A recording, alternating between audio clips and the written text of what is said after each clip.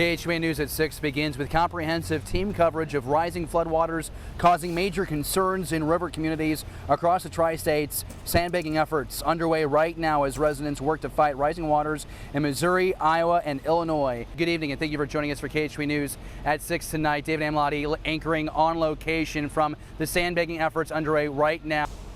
Rich, thank you so much. I'm happy to report that right now we've hit the 10,000 bag mark here in Quincy. Again, I'm across from the Oakley-Lindsay Center where volunteers are filling sandbags as it begins to sprinkle in this area. The goal, 30,000 bags by 10 o'clock tonight. The lights are turned on to make that happen. If you've ever wondered what it looks like when a structure is hit head on by an EF3 tornado, again, like you said, 160 mile an hour winds. Right behind me is a business that got smashed last night. It was in the direct line of the tornado. Good evening, Raj. Yes, I'm live here at 771 Head Lane in Hannibal. And take a look behind me right now. Crews continue to battle this fire. You may not see visible flame, but crews are still detecting hot spots. Right now I'm live outside along Jackson Street in Macomb, just across the street from Chandler Park, and the honking of the cars has been a familiar sound for about the last hour. That's how long these faculty and staff of Western Illinois University have been outside.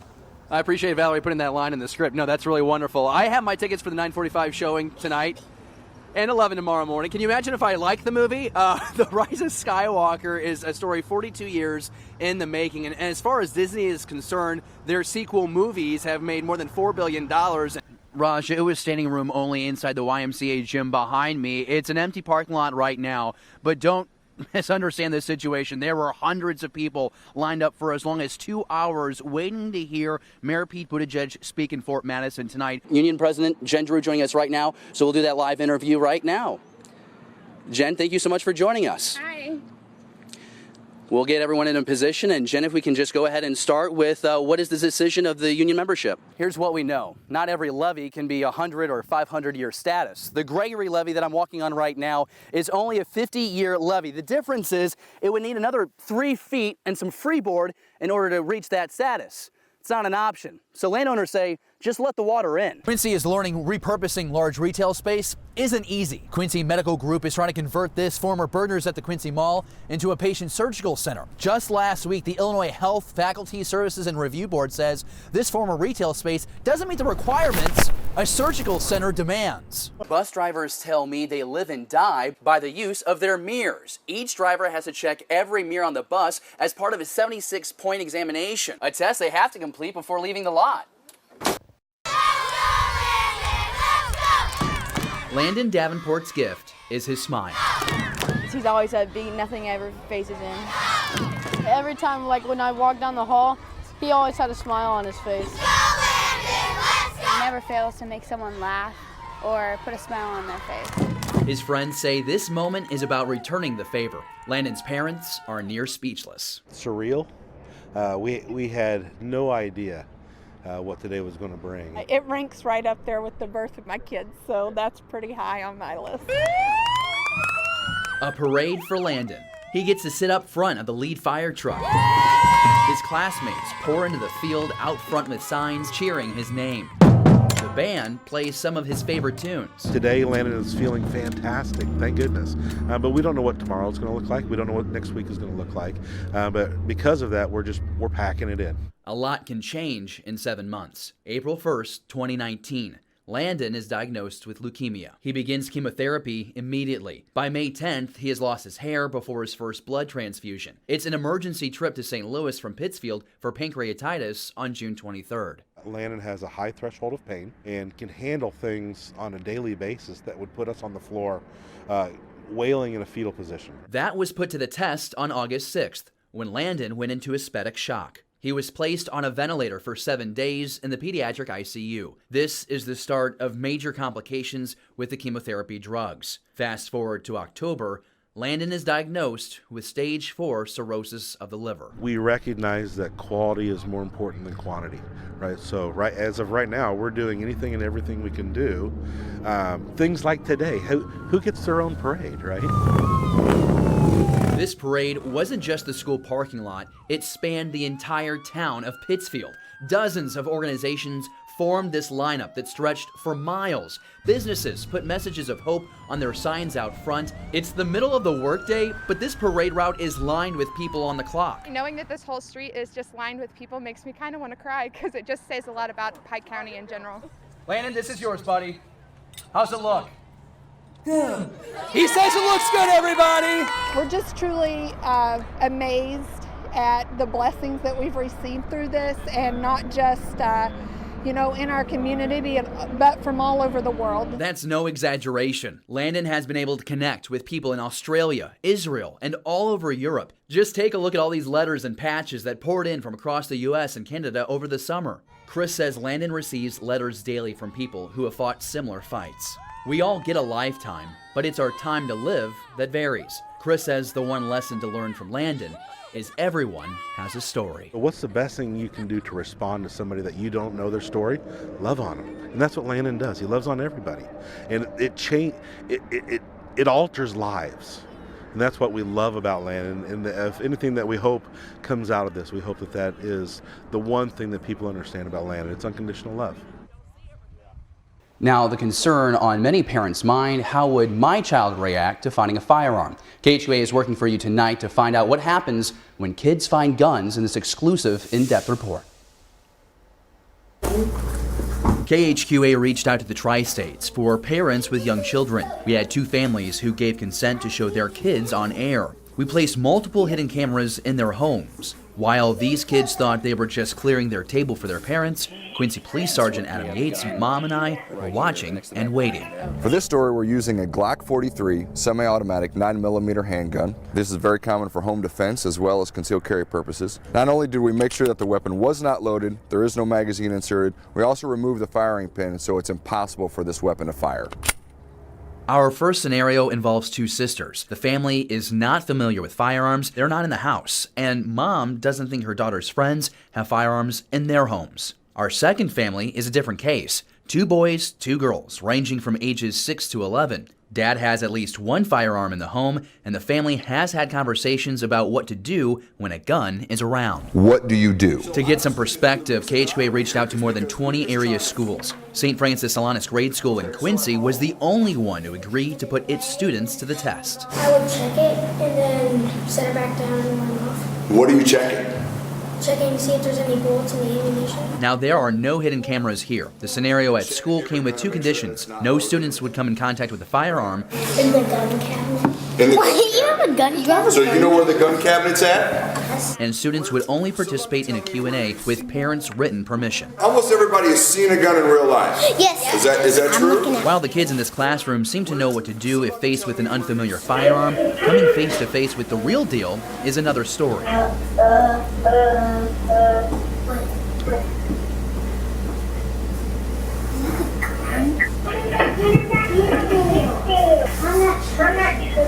don't know if going to shoot at me. I don't know if that's going back on. Because going inside, I'm too scared. Come on. Let's just that. No.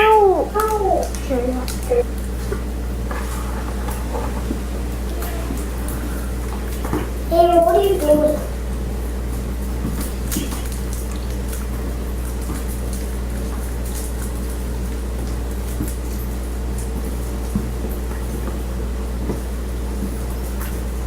I think they're a little shocked that, they didn't touch it, which is great, but at the same time, they didn't come get me and say, Mom, what is this?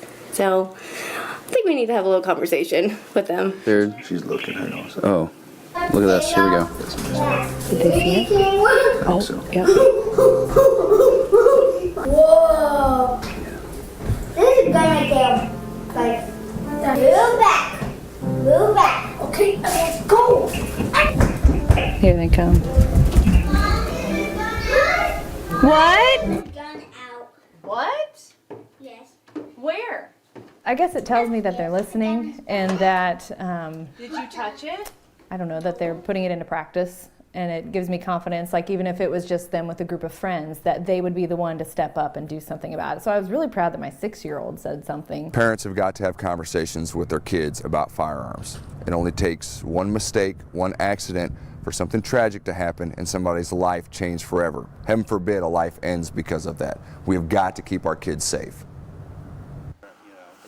Retired Fort Madison resident Steve Griswold was enjoying a quiet Tuesday evening until his neighbor's dog started barking loudly around 9 p.m. I seen the tape around the trees, keep out tape, and a couple police officers inside looking around, and that's about all I seen, and that was it. Multiple agencies led by Stacy Weber and the Lee County Sheriff's Office executed a search warrant at 1310 Avenue D in Fort Madison. Simultaneously, officers arrested Paul J. Baker at the Catfish Bend Casino in Burlington. I was told they worked at the fertilizer plant in Weaver, and I never really talked to him. Nauvoo Assistant Police Chief Mike Boley says the public was never in danger. I don't believe so. There was no crimes against a person. It seemed to be all against property.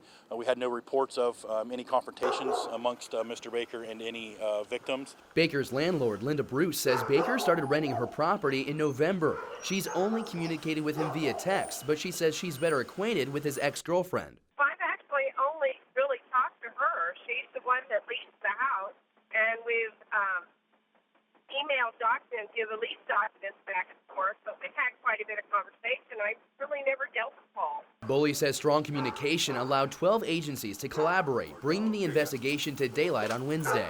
We live in an area that geographically is unique compared to most places because there are 3 different states right here. But just because we're separated by a river, that doesn't mean that we won't work together.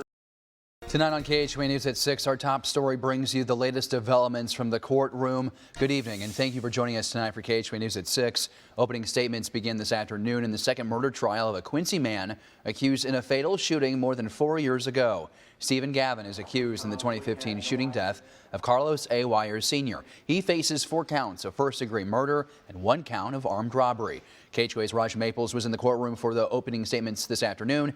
Now joins us live from the Adams County Courthouse to show you what happened. Developing tonight in Iowa news, the latest showdown between the Democratic presidential candidates is set to happen tonight live in Des Moines. There's a good chance they might be on your iPod right now. Bands such as Puddle of Mud and Warrant are scheduled to perform, and that's where we find KHQA's Lindsay Whitaker right now to explain what else we can expect as she gets to enjoy the nice weather and the tunes. I'm sure it tastes great on the rocks. And finally, a new law has distillers like him able to show it off. For anyone who thought we were going to escape the frigid temperatures this winter, we were wrong. Yeah, it's January. It's here in full force. Yeah. Well, the Chiefs are playing on home turf yet again this Sunday. A new year, a new vision for Iowa's top decision maker, Governor Kim Reynolds, plans to focus on a number of issues, including one that could impact your monthly budget. According to the National Center of Education Statistics, 3 times as many girls report being harassed online or by text messages than boys.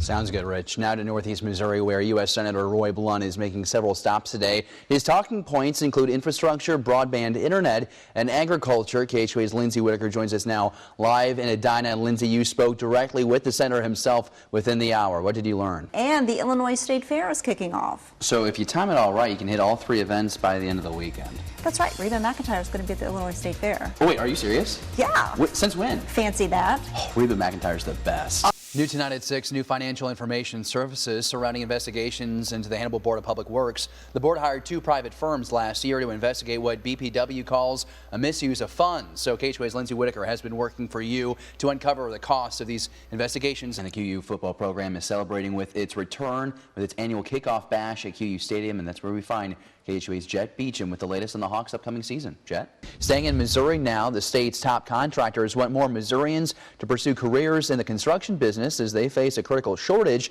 of workers. Missouri construction company leaders and state officials are trying to attract more workers as they celebrate Build Mow Week. Mark Slavitt has a story. A leading education and safety expert is worried the focus on stopping mass shootings is coming at the expense of other threats in our schools. Here's Dwayne Pullman. New tonight at 6, a judge throws out parts of a controversial voter ID law, calling some aspects unconstitutional. A breakdown on what many say could be the most critical debate of the campaign so far. New tonight at 10. Northeast Missouri drivers tell KHQA they're ecstatic to hear about the new upgrades hitting the pavement this spring. KHQA News at 10 starts now.